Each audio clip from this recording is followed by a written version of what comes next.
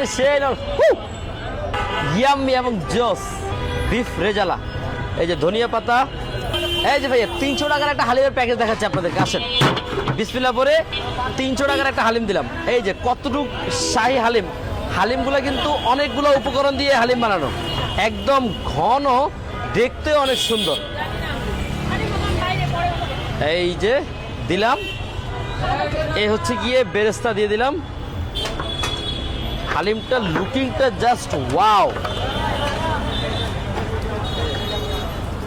এই যে ভিতরে কিন্তু মাংস দেওয়া আছে, প্লাস উপরেও আরো এই যে রেজালা, এটা হচ্ছে গিয়ে বিফ রেজালা, যাকে আমরা মেজবানি বলে থাকি।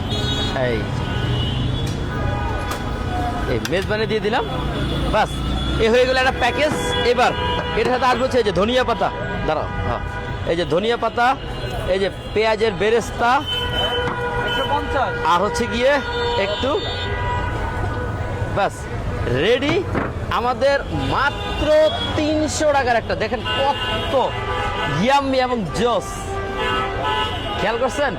জোস না পুরো ইয়াম্মি না, একদম নরে নরে মানে সেই এই দেখছেন।